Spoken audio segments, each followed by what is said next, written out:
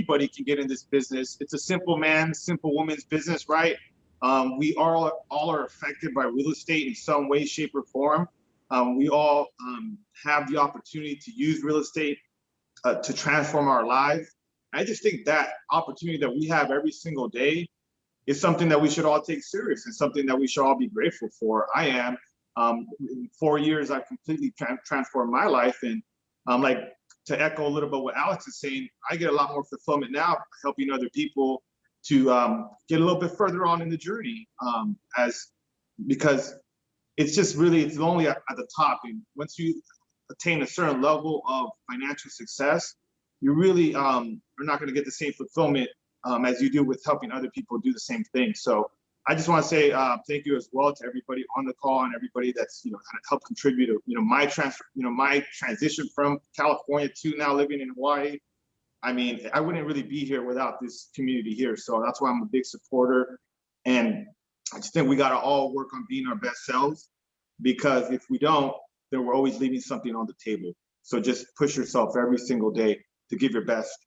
And so that way you can pour into others because they're always full. Yeah, love it.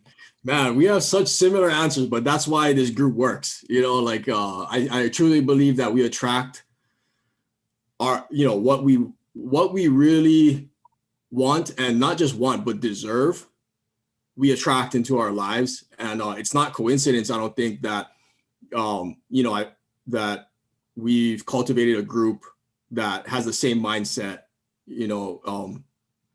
in real estate and business, right? Because real estate it's a cutthroat industry, it still is. It's still old school, pretty cutthroat, fast paced. But I think times are changing. People are starting to be aware of the value. And that's why I think for me, what I love about this business is it's a people business, right? And I had my first kind of business I started was like an email marketing business. I ended up selling it for so money, it was under six figures, but it was a good business for me while I was in college. And but for me, it wasn't fulfilling. Something was wrong. And it was because I wasn't cutting deals face to face with people. I'd never seen what my work was actually doing to help benefit other people. And I think that's what I was searching for. Now today, it's like it's all about people, right? And I'm 100% fulfilled. And I truly believe that the housing industry, which we are a big part of, it plays a major role in not just our country's economy, but the economy as a whole for the world, because the US is, the dollar as of today is still, the number one traded currency. So the US economy is very important.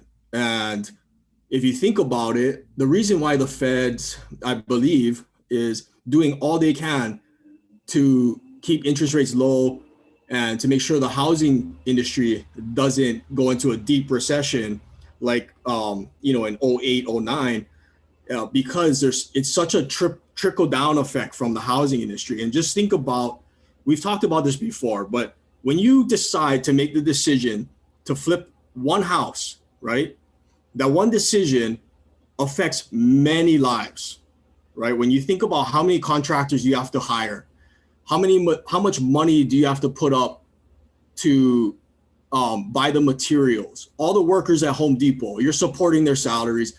Money likes to move. And, we definitely do that.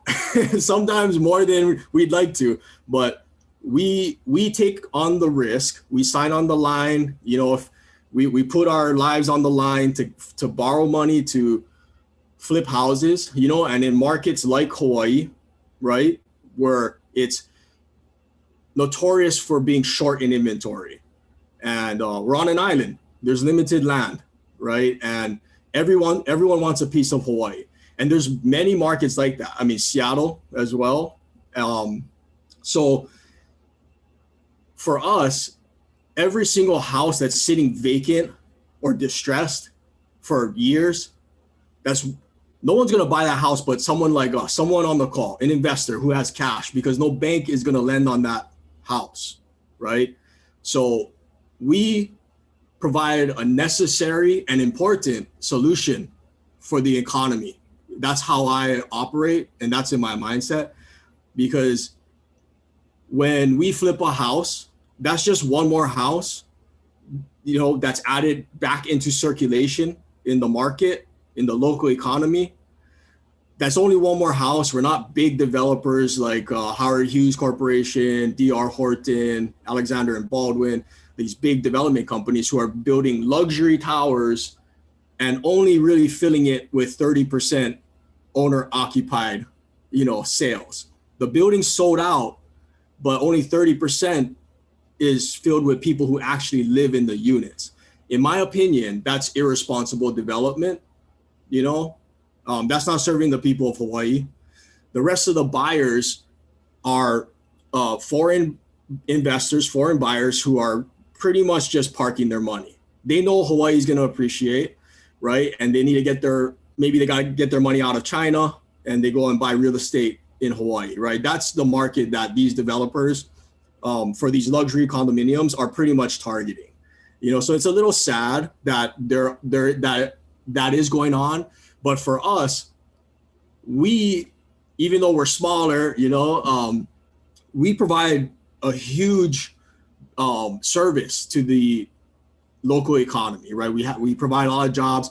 Realtors benefit, title officers benefit, contractors, plumbers, roofers, termite inspectors, photographers, landscapers. So just remember that what we do does serve a huge purpose, you know, and hopefully everybody starts to believe in that. And that way, you know, every time we do a deal, then we know we're doing good, right? So, and I know everybody on the call is doing it the right way. So putting people first, right? People over profit. So anyways, maybe I just want to call one more person. Let's see. I want to hear from,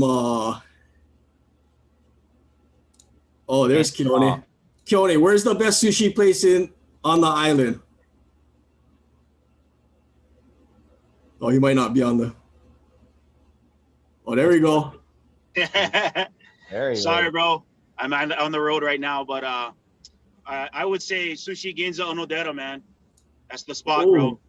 Okay. It's on Kapahulu, brother. That one is amazing, man. Richie and I, we just went out there for a celebratory with the wives, and I've never been there before. I think he's been there.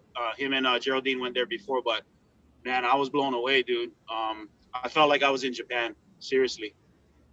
Nice. That's my recommendation. And I've eaten at Sasabune's. I've eaten at Kanakai's, like all the omakase style. And dude, it's pricey, but man, it's worth it, dude. So that's my recommendation, bro. Seriously. Okay, I never eat there before. Well, you still We're gonna go, bro. I'm telling you, man. We're gonna go. We're gonna go. Yeah. There you go, Lloyd. Sushi Ginza Onodera, Kapahulu. It's amazing. Hey, Keone, Yes. what did the sushi say to the bumblebee? Ooh. What? What's up, bee? Nice one, Lloyd. Good one. Good one, good one. I like that. Stupid Joke Friday. Okay. Daniel Kong, what do you love about what you do? Everything, man. Just like the hanging out with guys like you, man. Like honestly, like everything you guys are saying, like everything is like it's awesome. Like exactly what you're saying. Just you're honestly making the world a better place. Like all these amazing flips and like things you guys are houses you're building. Then like who else is gonna do it? You know, like who's gonna take the risk to make these beautiful houses or these beautiful homes for these families? I mean, if it wasn't for us, like they would just have to live in like normal houses, you know, and stuff. And it's just getting to work with awesome other people out there. It's inspiring, and also just the freedom of it, where it's like the potential for like the future passive, where you basically can work yourself out of a job. Like that's another thing that's like really attractive, you know. And so just the ability to be able to generate like the life or the freedom that you would like desire like in the future, which I feel like no other job can really give you as a normal person, you know. besides maybe like selling drugs or something. I mean, nothing like I think real estate is the best legal source of way to like to retire yourself. And so, I mean, in the short, that's a huge reason why I enjoy real estate. Right? Daniel's crushing it too, by the way. So, are you still in your W-2 or what? Yeah, still in my W-2. Yeah. Well, you're good at what you do, so. All right, guys. Okay. Real quick, because I know there's a few people on the call that need stuff. So let's jump into our leads, needs, and good deeds. Let me start it off real quick. Okay, go ahead, bro. Make an introduction. We have a new guest on. His name is Chris Skiff. If you would like to come on the call and introduce yourself, Chris, to the group. I know he has a need, and I feel like somebody on this call can help him out, because that's what we're about, is helping each other get what they need. So Chris, if you're there, please unmute yourself and introduce yourself to the group. Aloha, guys. How you doing? Good. Aloha, Chris. Aloha. My family, since we were having our kids schooling virtually on the mainland, decided to come here and buy a house and do a fixer-upper. So we bought a house for $500,000 in Waikoloa Village. My wife owns it with some separate money she's had from a trust. And we are looking for a $50,000 to $100,000 first for the house, some private money. We have great credit scores. There's no issues with us, but our taxes are uneven, inconsistent because we're entrepreneurs. And we could use 50 or 100 to be liquid to finish the project. And we'll see if we stay in the island or not. If we stay, we'll refinance out the private money. If we don't, we'll flip it and sell it and be done with that. So we're looking for something for 6 months to a year. And it's only 20% loan to value. Hoping somebody can help us out. I see Kevin smiling down there. I think we might have someone that might be able to help you. Yep. Yeah. So maybe we can connect you with Kevin. Kevin, I don't. That's on Waikoloa. That's Big Island. Big Island. That's right. Okay. Do you guys invest or do you lend out there, Kevin, in Big Island? Yes, we do. We lend all over Hawaii. We did get inundated with a lot of requests last week, so we're reeling from that. Oh, you did? Yeah. So we're doing our best, and if anybody does have some good deals, they can go ahead and send them to me, and I can review them. Awesome, man. Oh, good. I'm glad people reached out. And that just shows, the money side is a big problem, so we're going to be talking about that. But thanks, Chris, for sharing. We're going to try to put you in touch with some people. I know there's a few people looking for some private money that have deals on the table, so we can start matching you guys up. Gosh. I guess, Alexander, do you have Chris's info? I do. Kevin, if you could just drop your information in the chat box again for any of our new guests as well, and then Chris can pair up with you. Also, thank you, Kevin. We also unless you don't want to, because last time he got slammed with calls, but that's the whole point, right? So sure. We also have a new guest as well, Wade Stewart. If you could come on for a minute real quick and just introduce yourself to the group, we'd love to hear from you. Yeah, and let us know if there's anything you need. Yeah, well, Craig Martin brought me on. He's been a longtime friend of mine. We actually worked at a leadership network program that talked about what you're talking about. Is start with why, the Simon Sinek concept. We took in our beliefs and whatnot, tied it in, and it exactly was that. I'm a private capital financer. And I stopped flipping. I stopped trying to be the real estate agent, stopped trying to be the expert at everything, became really good at money. And my why really is exactly what you said. I put about 2,500 to 3,000 checks on a table a week. And it's a beautiful thing because, we provide Christmas, we provide homes, we provide that mission. And it's been interesting because recently one of my main companies that I work directly with laid us off because of the Portland demographics of people deciding to riot and Kate Brown doing this whole renter. You can't evict renters and stuff here. But we got called by a bunch of capital groups and the money just exploded. Connected over $4.5 billion in capital. And it's Nice. just been a really interesting world because like the whole creative thing you're talking about, subordinations, cross collateralizations, carrybacks from the clients, and how we could sweeten the deal. And it's interesting because one of my business partners who wanted to work with me came on board. He's a double PhD in civil and math, and he's looking for projects to develop. So we can even review stuff if you want to look at the dirt and the land and see if we could divide stuff. And I know you probably don't have that capability on the island because it is limited on dirt, but the thing with needs on what I'm dealing with is where the capital is where the needs come. And I get a lot of really A+ clients because I won't do business with a client that I don't feel comfortable doing a handshake deal with. I just find, it's about integrity. We got to make sure our subs are getting paid. We got a purpose of what we're doing. And one of the things that we've been doing with this is I'm getting some of my A+ clients getting into some bigger projects. So they do need investors. But you guys, I'm new here. I don't want to, throw a bunch of these on you until I sort of get a feel for what you want. I mean, some of these are bigger investments. Like I think I emailed that one to you through Craig. Take a look at that. And, we have investment opportunities. Some of it directly with medical, dealing with the COVID stuff. One of the guys is the doctor on the TV, one of the PhDs on TV talking about COVID. They're looking to open some labs with this guy. And, we got some apartment complexes and bigger stuff going up that they want some investors on. And the clients are A+. So we do single family all the way up to apartments. Hotels are about the only thing we can't do right now because of the market. So. Got it. Nice. Okay, that's good. That's great to know. And do you guys lend nationwide or? Yeah, I mean, I got a few different lending groups that I'm partnered with. And some of them will lend nationwide. Some of them are going to be more regional, but it really depends on what the project is, what makes sense. Mm-hmm. So, but yeah, I do have people that will lend in Hawaii. Well, it looks like you got another partnership right here with Keiko Capital as well. Because perfect, man. Well, it's great to have you on, Wade. Thanks for jumping on. I'm still learning. I haven't didn't realize you guys were mostly based out of Hawaii, so I'm a little jealous. Yeah. We do business in Seattle as well. A lot of business in Seattle, and some in Vegas. So, yeah. But we also lend nationwide as well, so we can see if we can huddle up and work together on some stuff. We got some big deals too that need some good financing.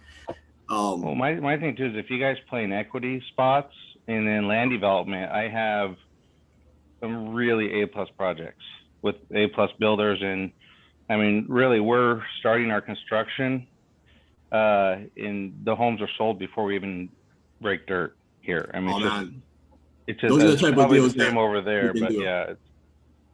Yeah, we got an equity partner we can talk about, right, Alex? Yeah, let's wait. I'm gonna drop my information. Shoot me a text message and we can talk offline. Okay. And thank you, Craig, for inviting Wade on. Appreciate it. Okay. Well, that's perfect because that leads into like what I kind of wanted to talk about today, and let's put our heads together because obviously there's more than one way to close a deal, right?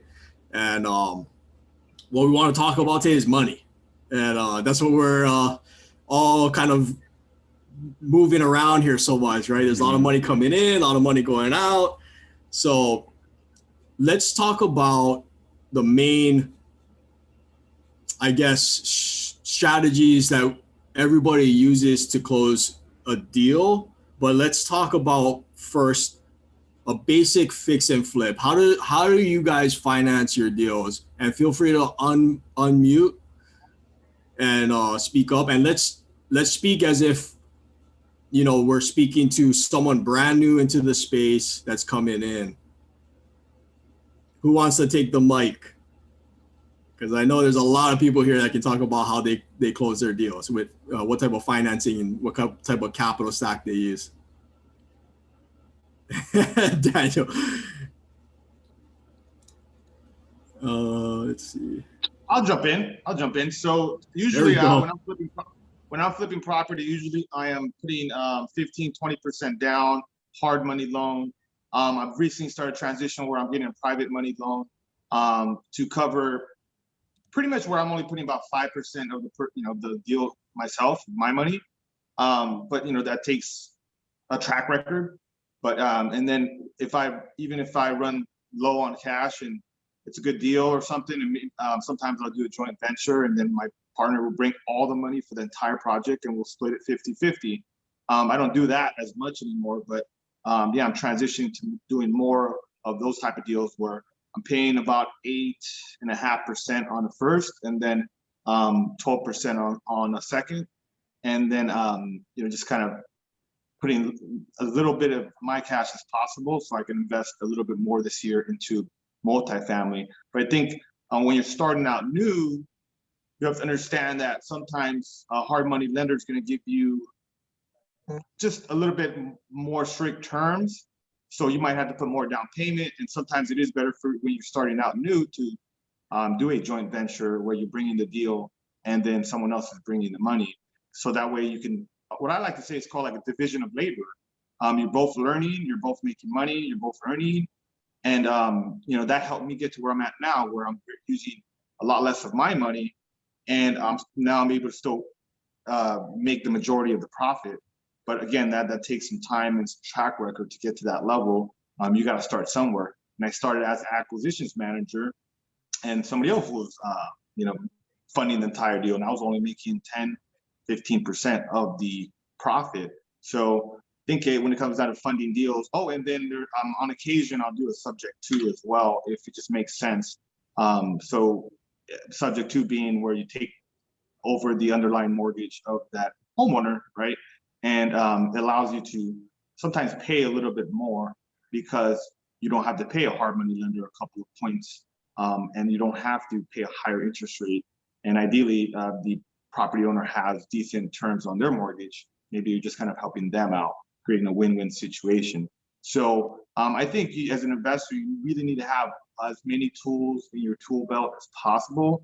The subject to being able to buy creatively and doing joint ventures with people, equity splits, and then eventually get to a point where you have your own capital and you're putting that in, and then eventually get to a point where you do have the capital, but then you're using it for other personal investments and not flipping property. So that's kind of a hybrid situation that I'm currently in, and financing my deals. Perfect. Thanks, Alex. Yeah, I'd say that's pretty much how we finance and close majority of our deals as well. We stack hard money financing and private financing. So 8.5% is amazing, man. So you must have a great relationship with them, right?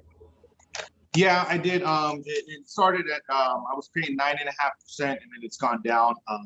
But also there's one of the lenders, they won't do appraisals or just a drive-by appraisal, so they're gonna charge a little bit higher rate.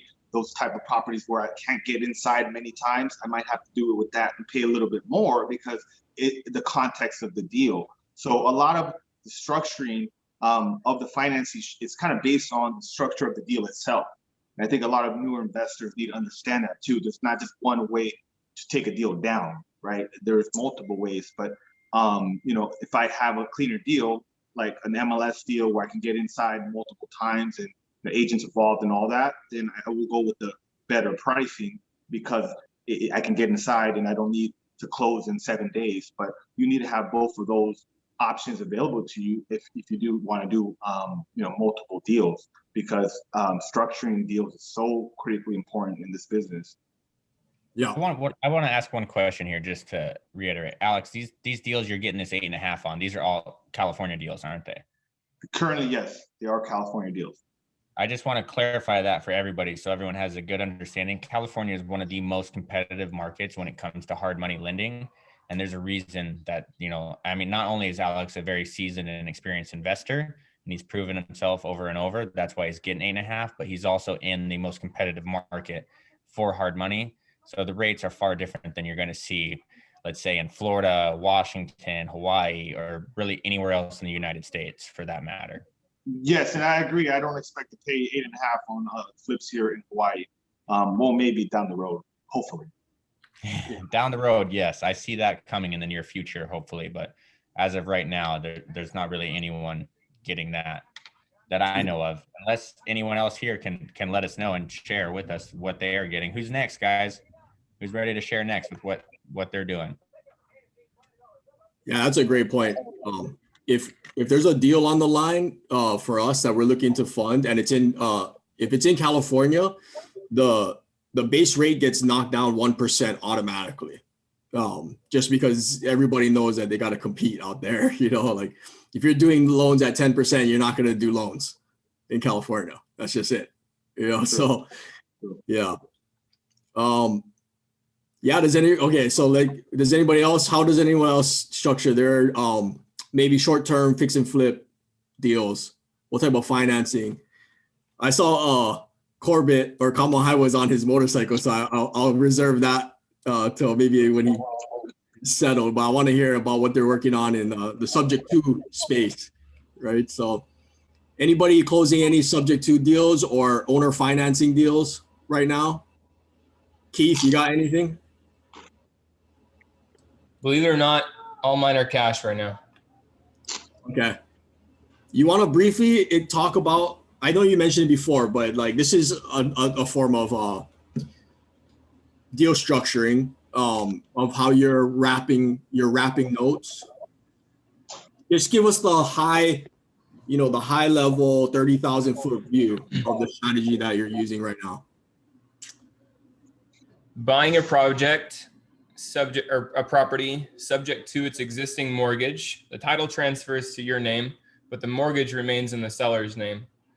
Now you own this house, and let's say that the mortgage is $300,000 left, and it has a monthly payment of $1,000. But the property is worth $330,000. And now you're going to market to people who can't get conventional financing. They're like, I forget who I was talking about earlier, but they have inconsistent income. They're not a W-2, they're a 1099, and they can't get conventional financing, but they have income coming in. So you're going to market to those people. That's your niche. It's 1% of the buyers. They're looking for home ownership, but they're just not granted that opportunity from a bank. So you're going to market to those people. And now you have this asset that's not just a house, but it's backed with funding because you're going to offer owner financing. So you get to inflate. I said the value earlier was $330,000, but because you're giving it a package deal of the asset, the house, as well as the funding, that funding that they can't get elsewhere is also an asset. So you get to package it up. And instead of selling it for a value of $330,000, you're going to inflate it a little bit and sell it for $350,000.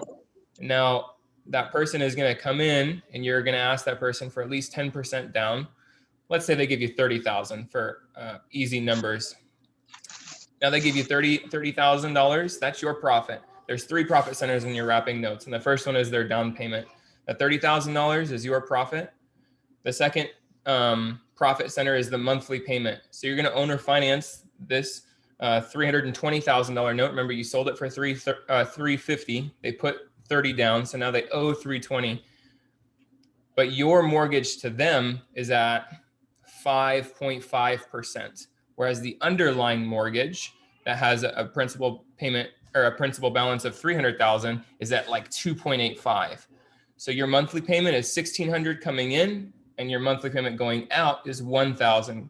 So you have a cash flow, a net cash flow of $600. That's your second profit center. And lastly, your third profit center is the equity. So this underlying mortgage is $300,000, where that's a note. It's called a note. A mortgage is a note. That note is $300,000 that you owe, but this person has a note to you at $320,000. The equity, the difference between them, is $20,000. So you have a threefold profit center, the $30,000 that came in as a down payment, your cash flow of $600 a month, and the note equity that is created between these two. So all in, it's a $50,000 deal with a $600 net cash flow a month. Love it. So okay. That's great. I tried to do that in Hawaii. I was unsuccessful. However, we're doing it right now on a house in South Carolina, and those are the numbers. Okay, so why is it unsuccessful in Hawaii? I don't know. I'm not going to claim to be that smart. I have my own hunches that it was just really poor timing, because people if you think about these this niche, this 1% of people that has really inconsistent income. Who is that? That's small business owners. Most of them are small business owners. And when I was trying to sell this house was July, August, and September of last year. When was that? That was right when people were flipping their lid over the pandemic. Their business probably got shut down, and now they're using their cash reserves that I want as their down payment. They're using it to freaking live off of. And so we had people in the house, but they weren't willing to give more than like $20,000 or $30,000 down, which wasn't a deal to me because there was arrears that I needed to pay. This person was in pre-foreclosure, and I needed to bring their loan current if I wanted to keep it in place. So I was going to use some of this down payment to bring the underlying mortgage current, and I couldn't do it with $20,000 or $30,000. So I had to pass on them. That's just my thoughts. I don't actually know, but from the many people that we had go to the house, that was kind of their situation and why they weren't willing to come forth with more money. Got it. Hey, Keith, on that, the mortgage is still in the original owner's name. Do you ever get worried that the mortgage company would call the note, or as long as you're paying, you think they're going to be good? You know, that's the most commonly asked question I get, both from investors as well as from sellers. And I'm here to tell you that the bank, the due on sale clause, people freak out about the due on sale clause, but guess what? The due on sale clause is everywhere. And do you see notes getting called for random reasons? Nope. As long as the bank is getting paid, they're in the business of making money. And as long as they are holding a performing note, they don't really give a crap where the money is coming from, as long as somebody's paying down that mortgage. And so if you wanted to be really safe when the title transfers, think about it like a wholesale transaction. How they kind of explain it is seller is party A, we're party B, and buyer is party C. If you want to be really, really safe, between the transfer of A to C, you can put the property in a trust. Now it's completely hidden from the bank, and they don't see it as real property. They see it now as personal property, from my understanding. I didn't do that on our South Carolina house, but I might do that in the future. Thanks, Keith. Perhaps Do you guys know how banks write off on notes? Have you ever gone over that? No, go ahead, Wade. Yeah. One of my mentors had the privilege of sitting next to the guy that just retired as one of the executive directors or one of the main guys over at the FDIC, and he was talking to him about this. But they actually put these homes in groups of buckets. And for banks, and banks, they don't care how much is really offered. It's a timing thing. They can keep the losses held for so long, then they have to write them off and get rid of them. So it really doesn't do them any good, especially if you're in a bucket that just started. They would rather hold on to that house and keep it for a long time. But if you're making offers to buy notes from banks, you just got to keep making the offer on the house, because it's when the timing's right, they'll just unload it. But that goes on to that whole thing. They don't want to call a note. So yeah, I mean, you're pretty safe. And if that bucket write-off expires, then they can still collect on it and keep it there. They'd rather keep the cash flow, and that's usually after that process of if you catch it right at the end of that cycle and they could drag it out, it's a win. That's a great little nugget right there. I don't have personal experience in this. My mentor has, and actually I don't really know the number. I know that it's more than 3,000 notes across the nation, and he's had three of them be called. And out of those three, only one of them actually went through with it. The two that got called, that were, he was able to change their mind. He was like, listen, this dude, do you want to freaking continue getting paid? Because this dude can't pay you. So I took over his monthly payments. If you want to call the note, fine. I'll just sell a partial, pay you off, and I don't really care. But if you want to keep getting a return on your investment, that sort of makes sense to me. But do what you want. I realize that and he just was really apathetic about it. And two of them were like, oh yeah, we're getting paid. I guess I don't really care. But he did have to you're not talking to a banker. You're talking about to like a fund manager who's dealing with one of those buckets that Wade is talking about. That when that person realizes, oh yeah, snap, it really doesn't make sense to call this. Only one of them did get called. And the reason why it got called was because it was a reverse mortgage that was specific to only seniors. And That my makes sense. mentor is like 35 years old. His business is only, 10 or 11 years old, so he's like, I don't really care. Your business is 10, you're 35, even add them together, you're still not a senior. Like, I've got to call this note. And so that's exactly, my mentor just sold a partial, paid him off, and lived happily ever after. So then we joined like the Pace Morby group where we're doing like a lot of creative financing and so like the guy Pace Morby, he's done like thousands of these things too, and he had the same experience where he's only had like a couple out of the 1,000 called due, and then out of the 2 he solved the problem basically. And the reasons why is because people just were not paying the note, or the note was going back into like default, so that's why the banks started calling due. The other one was because small banks, so the big banks in general don't care, they're not going to call the notes due, but some of the smaller credit unions, because like they have such a limited supply and like they might have slightly different rules, those are the ones where he said you might have to watch out as far as making sure that is a potential for the small banks to call the notes due. So there's kind of like 2 kind of options in those rare cases where you want to be or three ways you can stop that in those rare cases. One was the one that Keith mentioned, put into a trust, and then you reassign the beneficiary, so like it's basically transparent. The bank doesn't see that at all. The other one is that you can there's like actually this company that has like they'll have insurance for the due on sale clause, and so you pay this company like a little bit of money, and then in the rare case that the due on sale clause is called, they'll buy out the note, and then they'll be your new lender as far as like on the mortgage itself. And so that's like another kind of option that you can go as far as getting that not worrying about that.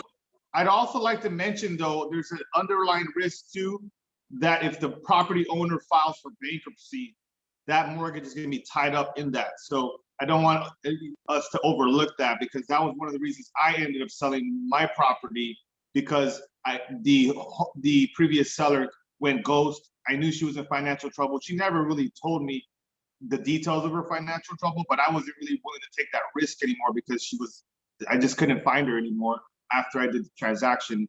And so just keep that in mind, guys, that there is that risk as well. The last way you can stop it too, and thanks Alex for throwing that in, but is you can do an agreement for sale where the title doesn't actually transfer until the loan is paid off. So it's like an installment sale where, because the title still stays in the owner's name or the seller's name, but it's still a sale, and for all intents and purposes, you own the property, you can take the depreciation, you own that, you have the right to use it. But as far as the title work is concerned, the title doesn't transfer until that note is paid off. I mean, your personal note with the seller. So then in that particular case, the note would not be called due because there's no transfer of title. So those are kind of like the 3 ways you can kind of avoid, or you can work with the due on sale clause. Great info. Yeah, that's awesome. Actually, Tay put something in the chat that's also something that should be said. Maybe Tay, if you're on and able to talk, feel free to unmute. Otherwise, I can just read your comment. I don't know if she's on any. Oh, she's at work. Okay, so she's saying that also, if the seller canceled their insurance, it might flag the bank, right? So that's another thing to be wary about. Sounds like that actually happened to you, if that's correct. Actually, that's the same Pace Morby.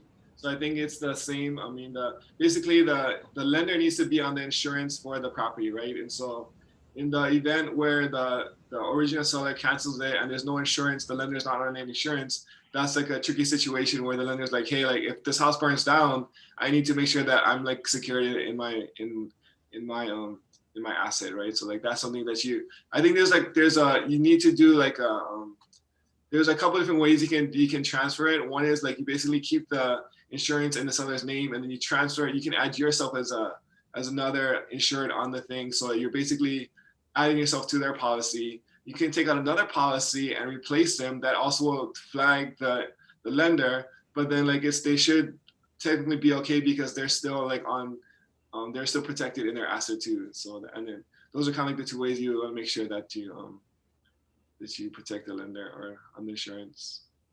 Yeah, that's perfect. Subject to can be a powerful strategy. especially with like, as these interest rates start to play out and people are getting locked in with fixed at like, mid to low twos, there's going to be some, like nice loans that you can kind of wrap and take over, but maybe in a little while. So subject to agreement of sale, those are owner financing strategies. Alex Camacho mentioned, or he spoke briefly about equity partnerships and JV partnerships. So those are another strategy, right? I've talked about many times the strategy that we use sometimes which we refer to as dequity, which is a mix between debt and equity. That strategy is very powerful if you want to. The person who really benefits from it is your private lender, your private investor, because again, they get the upside potential of being an equity partner, but also the security of being a debt lender, right? So I won't dive too much into that unless you guys want me to. I want to kind of open it up for everybody else to talk about the different strategies they're using to finance their deals, because there's so many ways to close a deal. And especially when you're in high dollar markets like Hawaii or Seattle or the Bay Area, New York, it's expensive, right? So how does one flip more than one house in high dollar markets? It's utilizing strategies like these, right?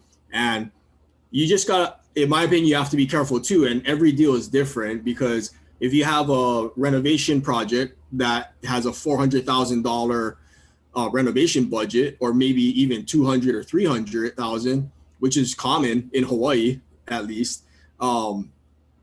If you do a subject to deal and you take over the loan, then it's great because you may not have to put down much as a down payment, hopefully, but you're not going to be funded in arrears or in advance on the construction draw. So if your budget's 300 grand, you're going to have to come out of pocket 300 grand for that rental budget, or you're going to have to bring that in with a private investor or something, or an equity partner, right? So just because you're getting a subject to deal and the interest rates maybe 4%, you're saving a lot on the interest. But if you're in a short-term deal that you're just flipping the house and you're going to be in it for 6 months, does the extra 5% or so that you'll get or you'll have to pay on the loan, is it worth having to bring the entire renovation budget to the table? So are you more sensitive to the price or more sensitive to the leverage? Do you want less money down or into the project, or do you want to pay higher rates? That's what you kind of got to decide. And every deal is different, right? So we have to look at deals from all angles. And sometimes there is no option for subject to. Sometimes the owner just needs to cash out. They need cash right now. And then you got to look at your cash strategies. Okay, do I have cash in the bank? Do I have investors who have cash in the bank that want to get their money working for them, right? And then do I have hard money financing that can come in and help me?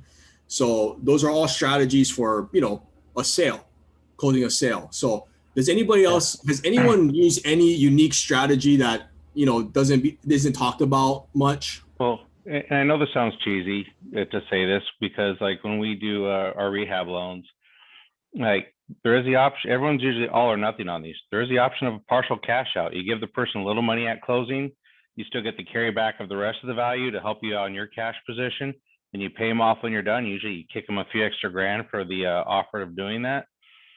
But it's like, yeah, it's a simple thing. Partial cash out on closing. We do that for land division stuff, or when they're subordinating lots, for staying in during that land piece, give them a pretty substantial kickback on the end for just that offer. It's just amazing how many people like it's all or nothing on that. So just throwing it out there. Perfect. Another one too is a novation agreement, where you can like JV with the homeowner. So then like you actually don't have to close on the property until like you do the rehab together, and then you split the profits with the homeowner, however much however you guys want to decide on the split or whatever. And so basically you would probably have to bring the whole fund. So like you said, so if you don't have enough for the whole funds of the rehab, this probably might not be an option. But if you want to like kind of like have another strategy in your pocket, maybe the rehab's not too big, then like you can kind of JV with the seller, and then you guys can split the profits on the back end onto whatever you agree upon prices upfront that you decide. So. And that's a good move too. Even with the rehab loans that can have the rehab in it, if you JV with them, it's a good way to bail them out of a bankruptcy because you roll that into an LLC and you just write them in on the LLC. So there's a good chance you don't have to bring any cash in on the project because they need your resume and experience to do the project and get the loan anyways. It's a win-win. Yeah. Wade, Tay is asking, can someone explain what land trust means in a subject to deal? Asking me or the guy who was doing the land trust? Or actually anybody, but I think you were the one that kind of mentioned it. So, but go ahead, Daniel, if you got it. It's basically just a trust. And so like when you have, let's say I'm Daniel Kong and I own a property, when like for my real estate planning, like let's say like to protect my family, I don't want to keep it in my name anymore. I want to put into a trust, my personal property into a trust. And then so like in the case where like I die, then like my kids or whoever is will have like that property. For the bank's point of view, or it's like a federal government law or something that's basically says that when you transfer from your name to your trust, it's still the same person and you cannot call the due on sale clause in that situation. So basically as the homeowner with the seller that you're trying to buy from, if they transfer their property into a trust, their own trust, and they're going to be the beneficiaries or the owners or the trustees of that trust doing that transfer, the bank cannot call that no due because there's no change in ownership from the bank's point of view. But behind the scenes, once they're having the trust is hidden from the public eye and you can do whatever you want for the beneficiaries of the trust after the fact. So from after the homeowner transfers their property from themselves to their own trust, behind the scenes, they can basically sell that property or quit claiming or do whatever they want and put you as a new owner and you take over subject to the note, but on the note is still tied to their trust. So there's no kind of like, you're not worried about the bank. Basically, it's basically transparent, not transparent, but it's the bank does not see that thing happen or what's going on behind the scenes behind the trust. Does that make sense? Yeah, perfect. Thanks, Daniel. Appreciate it. Yeah, I like to hear the people's perspective on trust. There's so many nuances you could do with trust on there. Like sometimes we'll do it on a project that's going to take more than a year. They're an older couple on tax transfer advantages to children. Shorter term, a lot of times we'll stick with the LLCs because you can write in so much or write out privileges on those. But yeah, trusts are an interesting beast in themselves. Right. I got a quick question, but before I ask this, I see a lot of new faces on the call. So if you're new, and please feel free, and we would prefer that you introduce yourself in the chat and just drop your contact information or what you need or what you have to offer others in the group. I really appreciate it. And thank you guys for, sharing this with your kind of sphere. I think there's a lot of great knowledge that gets passed on on these calls, so a lot of people will benefit. And the more people that we have come on, like Wade, thanks Wade for all your insight today. It's just more value for us, right? And we all get, one notch higher, one level higher. So go ahead, please feel free to, drop your contact and your, who you are and what you're into, what you need, and what you have to value, or what value you can give to everyone else in the group. Has anyone ever closed using transactional funding? Nobody? I haven't either. But I came close once to having to do that.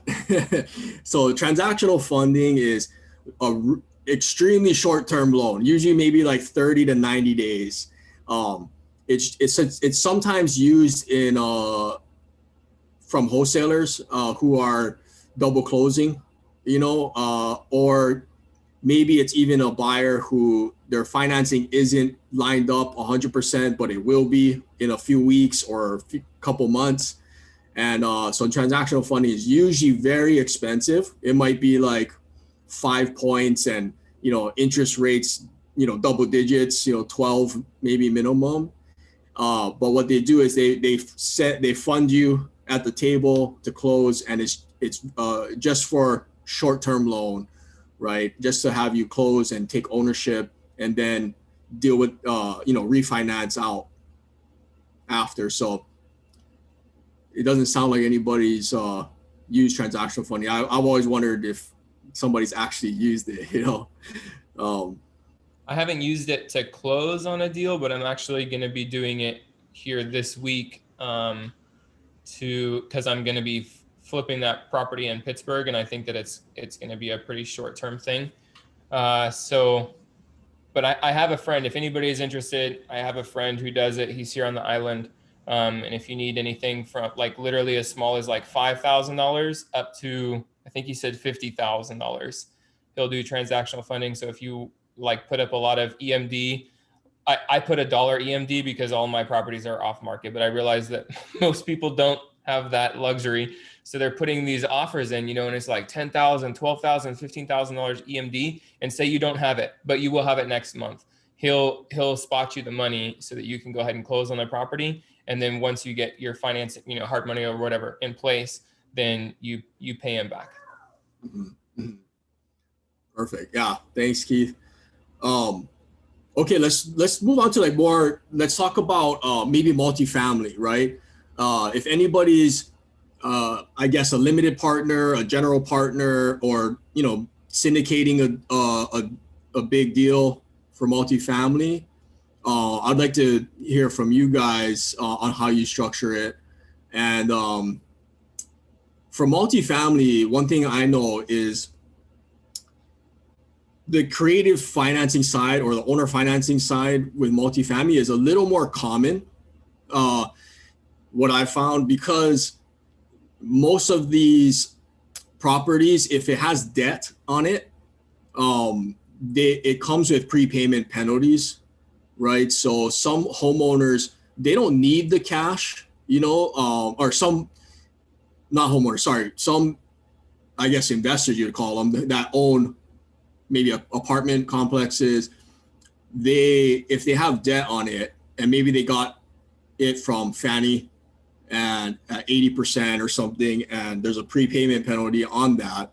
So sometimes they don't want to manage the asset anymore. They're not doing it professionally. And so they still like the cash flow when it's cash flowing. But if you're talking to someone that has debt on it, so a lot of times you can negotiate, taking over the existing financing, because, otherwise the homeowner or the owner is going to be losing out on their, on paying a bunch of fees for a prepayment penalty. So that's one thing to ask. But again, you kind of want to look at it from all angles, right? Because then you'll give up a potential play with maybe a hard money lender or an institutional lender that will come in with the acquisition debt for the acquisition and the construction, so you can reposition the asset. So you have to look at it both ways, but that's one thing that I found is a little bit more common. Has anyone else noticed that in the multifamily space? Let me see, who's our multifamily guys here? Richie, I don't know if he's on today, but Richie's been a part of some, syndication deals that he's invested in. But I don't know if he's on today with us. Has anyone else been a part of any syndications? What about you, Daniel? I'm friends with a lot of guys who are doing it, and it's exactly like you're saying there. It's very common for the owners to do carrybacks on these multifamily deals. It's just like they're in different places. They're not homeowners. They're basically investors or businesses. And a lot of times if they don't need the cash right up front, then it makes sense. They just want the paycheck during that time. Or it's usually from what I've seen, it's like ones with a balloon payment. So the seller will carry back for 2 years or 4 years or 5 years, whatever they decide, or 1 year. And basically until you either get your asset stabilized and refinance out, or you come to the table with whatever kind of commercial lending that you need to make it, or they'll even gap fund your commercial lender, I've seen. So I think there's a couple of guys locally here doing some syndications, and then their last deal, I know the owner financed the gap funding between what they couldn't get on the commercial lending. So yeah. Well, looks like we got to get some syndicators on the call, right? We got to learn that space. So I'll go one together, Corey. We got the Hui right here, so we're ready. Yeah, the Coffee Talk Hui, Coffee Talk syndication. No, yeah, okay. So that's something that is really obvious. So I'm gonna go get some of my friends who run big syndications, see if they're open to jump in on Friday and letting us know how it works, you know. And because when I'm done, and I just want to kind of kick back, you know, I think a lot of my funds will be out invested with many people who are on this call probably. You know, I'm just gonna lend and maybe be a limited partner, you know, in some of these syndications, or possibly take down one or two, right? Like where I'm the general partner or lead syndicator. So I know a couple people that we can bring on. So let me reach out to them. That'll be actually really great to learn about that space, because you know, whatever market you're in, I mean, the goal is financial freedom, right? Passive income. So even if you're flipping houses or doing development and equity deals, at some point, hopefully, we're moving to the right side of the quadrant, right? We're gonna get some passive income. So flipping houses is definitely active income, and real estate sales is definitely active income. So we're at the end of the day, we're looking for passive income. So that'll be on my to-do list, I guess. I don't know if Sheena's on. Sheena, can you log that for me?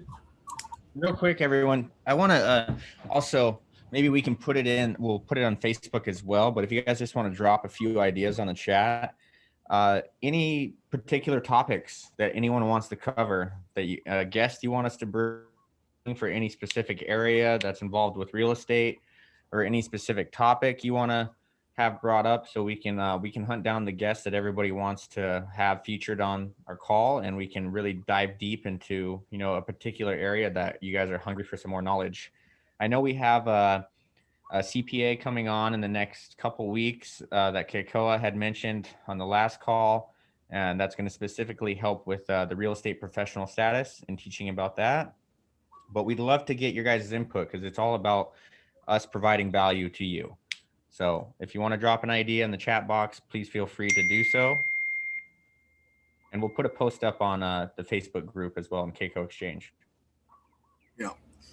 And I guess one thing I was thinking about this earlier, I was on a conversation with, shucks, I can't remember.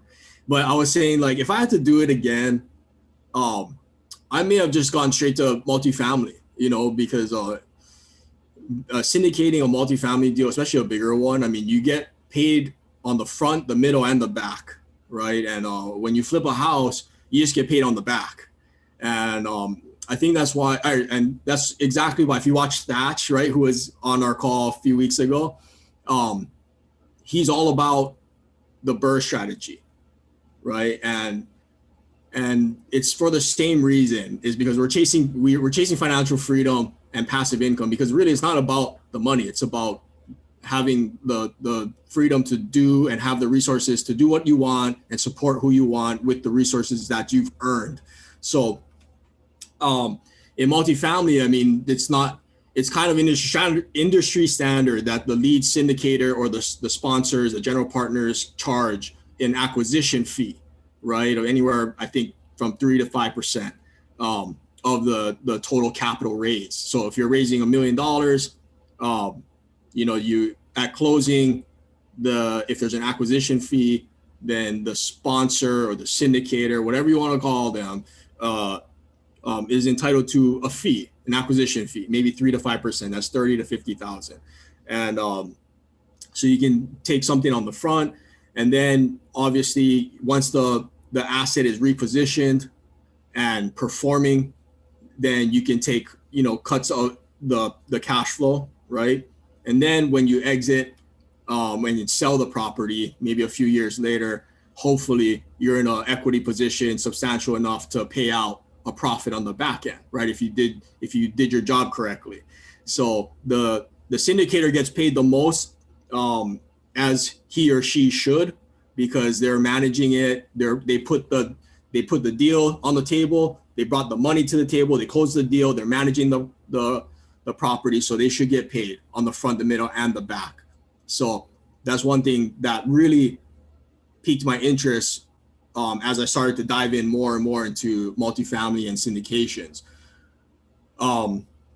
Since then, we've pivoted and we've started a bunch of companies and invested in starting to vertically integrate our company. But I probably will start looking at syndications, but not necessarily as maybe the lead syndicator, but more the limited partner, right? So we do have some guys. I saw someone mention Lane Kawaoka. I know he does syndication, so we can bring him on.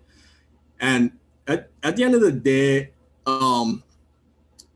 syndications, like as a syndicator, I think we are all in the true definition of what a syndicator is. Everyone on this call is pretty much a syndicator, because I don't really call myself a real estate investor. I don't know about you guys, but I don't invest in real estate. My lenders who invest, like they're probably more of a real estate investor than I am, because my own money's not in our deals, right? So, and I don't swing the hammer. What we do, pretty much everyone on this call, is we put the pieces together. We find the deal, or we go and build the relationships with the people who have access to deals or who are actively marketing, maybe wholesalers, right? Maybe the mailman might know a few properties, right? You'll be surprised how much your mailman knows about your neighbors and everybody else. But so we get the deal, we bring the money, we hire the crew to manage and to do renovations. So in a sense, we're all syndicating deals and we're all connectors, right? And really the connectors get paid the most because that's the most value that we're bringing. Money is great, but there's always one more person down the line that might want to invest with you, so, but not many people can syndicate deals and connect all the pieces, all the dots, right? So that's what we get paid for, is for connecting the dots, providing value to everybody around. So, all right, what about ground up construction? I know we're running a little late, but one more. Ground up construction. Who's doing ground up construction? Any developers or any development going on? Let's look. Going crazy over here. It's interesting because especially in the Portland area, you have all these people wanting to get out of it. COVID, though it was a curse, the blessing of it is company realized people could be remote. And so our beach properties are blowing up. I mean, we can't build them fast enough. Anything peripheral or surrounding, which is USDA financeable, you get a lot of the financial programs that help out, so you can build affordable housing at a lower cost because the impact fees are less. The permitting goes faster. Everything's just much easier, and the houses are selling as fast as we can get them up. We got a 800 unit subdivision going in on a place that normally wouldn't go at all, and the guy has 30 pre-sales and he's just starting the project. We have projects coming up here in Washington, just on the outskirts of the city. It used to be considered the country area, now some of the nicest homes going in, and people are just flocking. This remote work thing has become a huge outlet for opportunity. Thank you for sharing that, Wade. I have one person that I know is doing ground up development. Let's hear from the man himself, Mr. Korinamoto. Oh, okay, yeah. Thanks, bro. On the spot yourself. Yeah. So ground up development, the financing is different. The leverage and the pricing is different. First of all, usually if you're gonna do hard money, and it depends on the scale too. I found, like, for us, we try not to do anything more than 8 houses at a time, mainly because in Hawaii, once you hit kind of the 8 house mark, instead of doing a standard, like a simple CPR, they'll make you go through the subdivision process, and which can be a little bit more expensive, a little bit more time, take more time. So for us, it's all smaller developments. I mean, we have a 4 house and a 6 house development going on. And what I found in the smaller projects like ours, we're not big developers. The financing is kind of similar. So we still use hard money financing in first, and then we take on private investors to fill the gap. I think one thing with ground up construction is what I've learned, the painful way, is that, and I've never learned my lesson, I guess, because my last 2 projects, the same thing, is that it always takes longer than you think. So whatever is reasonable timeline to sell the last house from closing to closing, I would add at least another 50% of that timeline, because there's so much issues that can happen in development, and a lot of the work is done on the front end, and that's with the due diligence and checking. You have to work with a lot of the city, especially if you're bringing in new infrastructure, that's new utilities.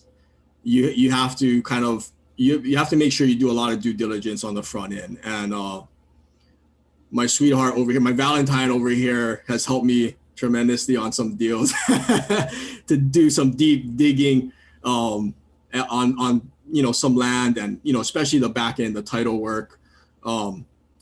That is very important, and I'm not good with details, and she is. So that's Miss Ashley over here. So if you're not good at that, I'd highly recommend you bring on people who are good at attention to detail, right? And because you want to make sure you're cleared with all the departments in the city. That's fire, electric. There's wastewater. Wastewater is a huge one in Hawaii. You have to make sure that there's enough capacity to handle new houses there and a new amount of waste coming in, right? So the hardest part is working with the city. But what I've learned is it always takes longer than you expect. So be extra conservative on your timelines. Because in development, you're usually working with a lot of third parties.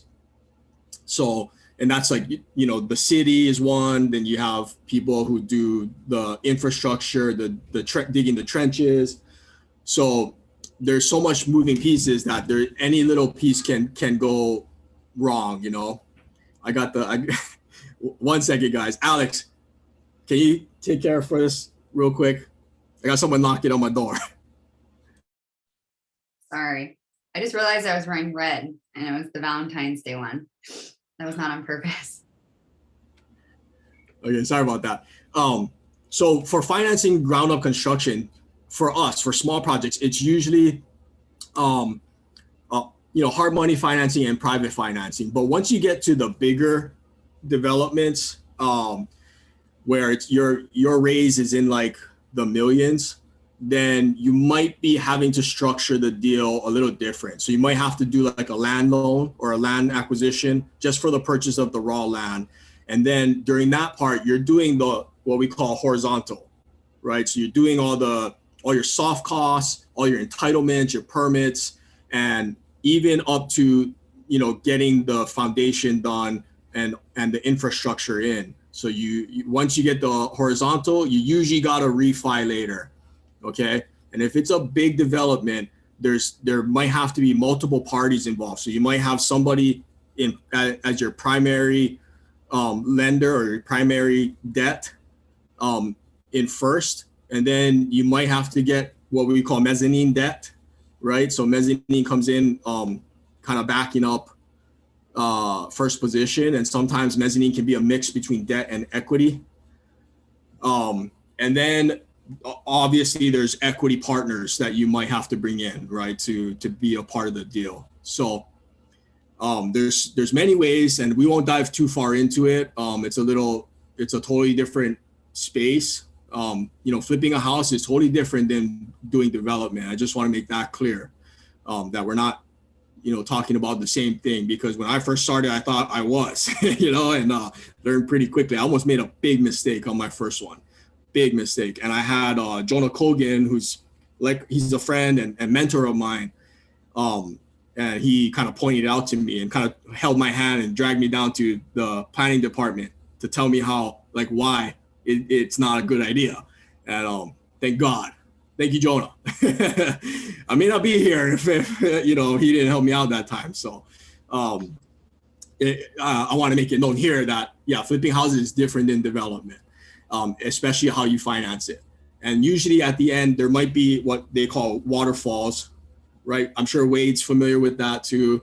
And that's really paying out the lenders and equity partners that's in the deal. So development, maybe we can touch on that space later, but I think what I would like is, and what's most needed right now is maybe get somebody on that is in syndication. So I know Lane, and maybe I'll have a talk with Lane, but honestly, I have some guys in my mastermind that are really big syndicators. They've done this for years and years. So I'm gonna check with them to see if they can lend their time for us, and we can learn a little bit, about on the multifamily side. So, Vincent Duke, yeah, thanks, Daniel. I love those guys. They're great guys. They're also syndicators. All right. Corey, I have a question for you because it kind of baffles me at times, and I deal with a lot of problem properties, and I look at basically the junk of the junk. And often when I go in and want to make an offer with the real estate agent, I'm going to say 85% of the time, they get back to me and say the broker will not write up this offer because it's too low. Can you help me? Get a new broker right away. I deal with more than one real estate agent. I deal with many. And this happens to me often. And it's just kind of frustrating because I'm almost ready just to go to the banks. Some of them are foreclosures, and I'm almost ready just to go to the banks and start trying to deal with the bank. But yeah, I have 90%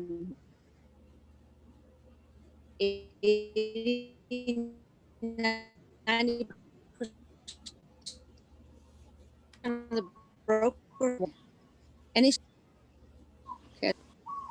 Okay, I think that you froze. Okay.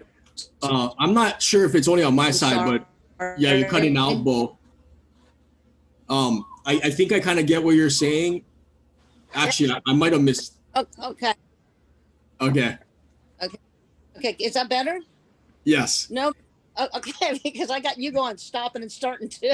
Sorry about that. Okay. Did I confuse you? Did you say, so when you said broker, did you mean your mortgage broker or your real estate broker? The real estate agents that I have made offers through come back to me and tell me that their brokers won't put my offer in. They won't waste their time with my offer. And I mean, like 80% of the time when I've made offers, the agent comes back and tells me this. So any suggestions on this? I mean, I thought ethically they were supposed to put offers in. What I would do, I would call the seller's agent directly and let them know you want to make an offer. And, if they're open to it, you have no problem with dual representation. Okay. Ashley, do you have a recommendation for Bo? Honestly, that's just their excuse, their passive aggressive way of saying that they don't want to do it. So that's just not the right agent for you to work with. You've got to just find a realtor that's investor friendly, that is more than happy to submit low offers with a smile in the best way possible. Technically, if someone does take you on as a client and there's any confirmation of that, they legally have to submit any offer that you request. So you could, if you felt like it, escalate it to the broker directly and then take it even a step further to the board of realtors. But honestly, it's not worth your time. Just find an investor-friendly realtor that you want to work with. Or like Corey said, contact the listing agent directly. If you contact the listing agent directly and you start negotiating with that agent directly and you don't tell them that you have an agent, just a little like side tip that does help. It does help the realtor that you are working with get further along, because that listing agent thinks that they're going to double end it. It doesn't save the seller any money. They just make twice as much money usually. So if you're just negotiating with that listing agent directly, you kind of get to a certain point and then just say, okay, great. I'm going to have my realtor reach out to you. And I'm like, damn it. So they're going to lose their half of the commission, basically. They're part of the commission. They're just going to double end it. But that doesn't do you a service because one, they're probably not a investor savvy agent themselves. So they're not going to know like what questions. Really, a realtor can't speak for you or do a digging for you, although I do for my other half. I'm not supposed to because I'm just an agent. But they'll at least know what questions to stimulate you with. They'd be like, oh, you know what? You should look into this driveway. Make sure that you talk to your engineer and see if this driveway is wide enough.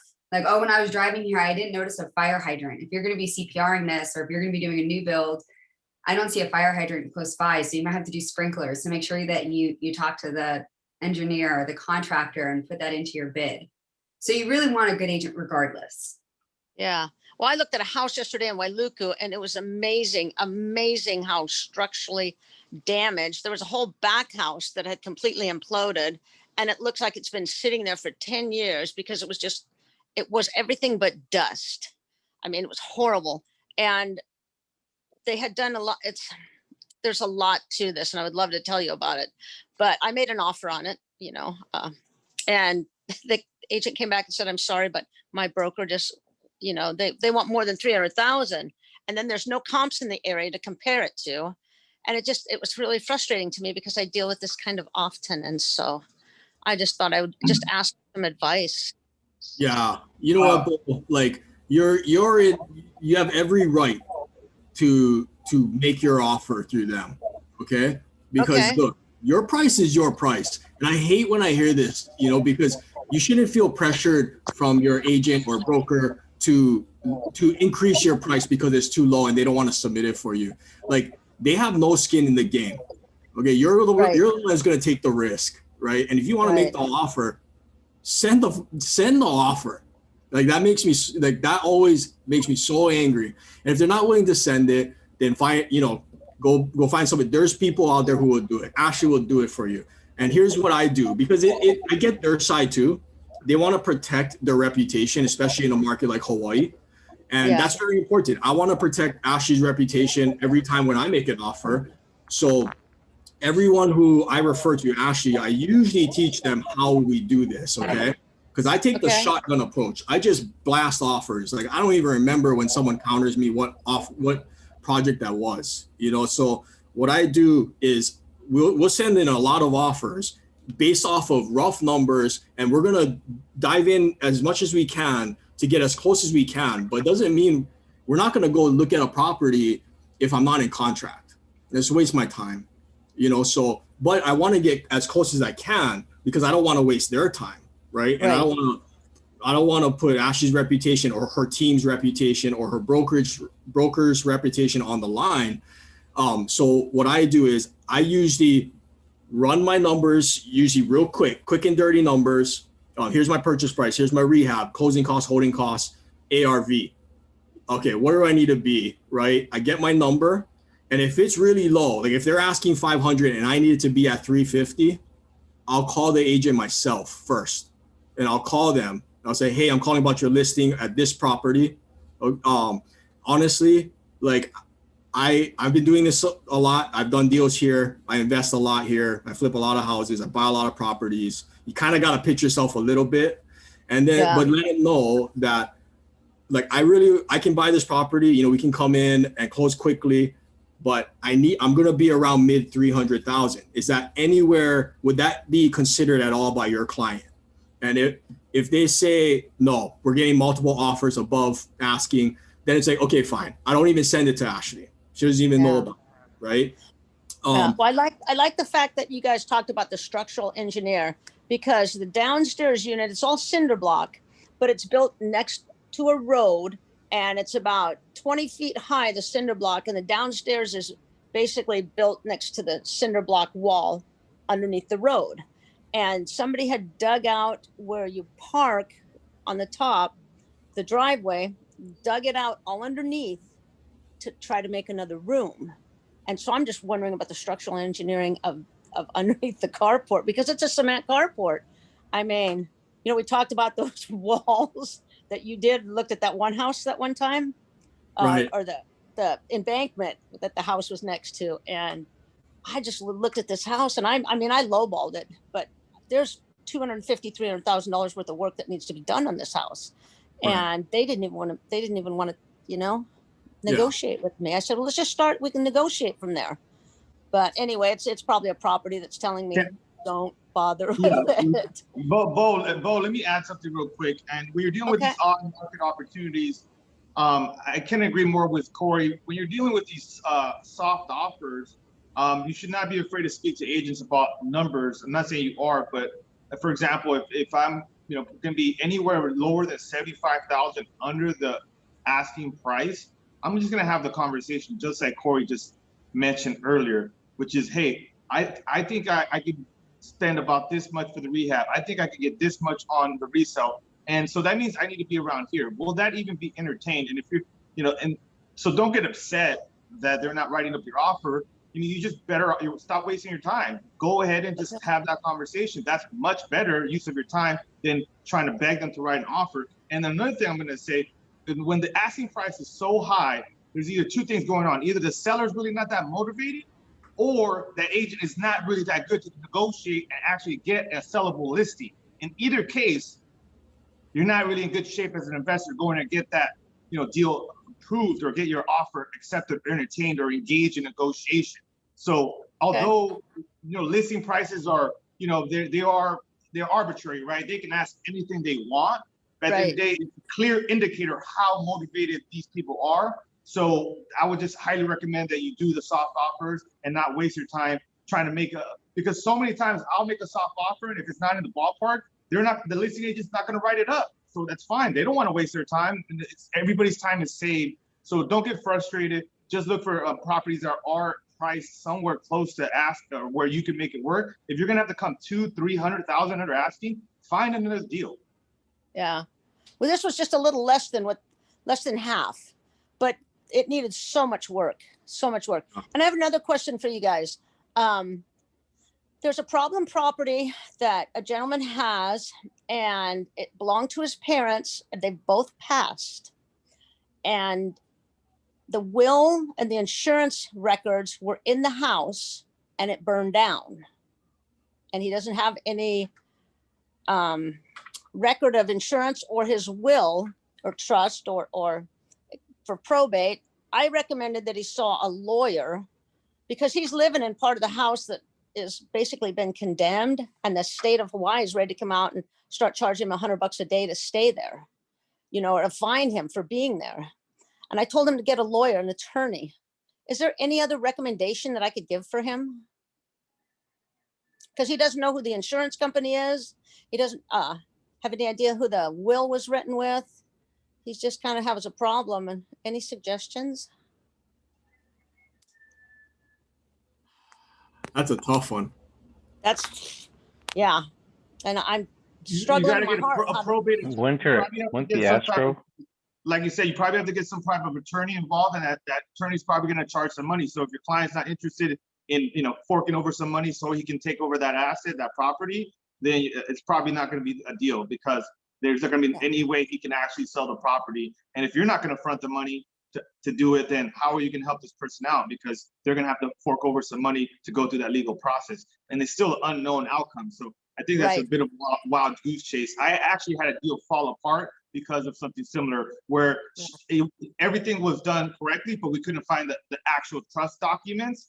And then the deal fell apart because the previous lawyer had, I guess, gone out of business, and then she didn't know where she had the documents, and ended up foreclosing, and she lost the property. So I just was curious, because I didn't. That's one person I didn't have an answer for him for that. So I thought I'd share it with the group, because I thought it was kind of a unique situation. Thank you, Alex. Yeah, thank you, Bo. Keep us updated on how that goes. And to circle back on when we're talking about, if your agent is not willing to submit low offers for you, first of all, you might want to think about finding a new agent. Okay. And but it could be to yourself, right? Because there is some validity to the fact that they're a little concerned about submitting super low offers all the time. Okay, so that's why we call it, like, check their temperature. Like, did you check their temperature yet before you submit? Especially if it's, these are for on-market deals when you're dealing with other, another realtor on the other end, right? So I'll call the realtor. I'll kind of get as much information as I can about the situation. especially if the property's sitting, why is it sitting? How come it's in and out of escrow? You know, like, honestly, I'm probably going to be at this price, roughly around this range. Like, is that going to be entertained? Like Alex said. And if sometimes they'll say like, you know what, I'm so over this listing, just send whatever offer you can. Boom. Then I fire an email, like a simple email to Ashley and her team that has all the information that I need. All the information that she needs to draft my offer, and then the offer gets sent. And when I'm taking a temperature, I'm calling them and I'm telling the agent, hey, okay, I'm gonna have my agent reach out, and his name or her name is so and so, and you'll have an offer on your table by the end of today. Please consider it, you know, and something like that. And while you're talking to them, that's your chance to do a you know, your soft pitch. You got to sell yourself a little bit, you know, speak with confidence. And then also ask, if you have any other fixtures that are coming on market, would you mind giving me a call? You know, so you build a relationship as well, right? And then that way, Ashley's team, you already pre-vetted the deal. So any offers that come in to Ashley's desk for them to draft, it's already, their temperature has already been taken, and they're ready for whatever offer you can get. Sometimes they'll say, I don't know if they're going to accept it, but just send it in. Just send it in. Then fine. Offer's going in. The only time I don't send it in is if they say something along the lines of, oh, we have multiple offers, and no, they're never going to go for that. Then say, okay, I don't want to risk Ashley's and her team's reputation. I don't want to waste my time. Right. So let's move on. Next deal. Right. So if you guys can, and I just gave you the whole playbook of how to work with Ashley.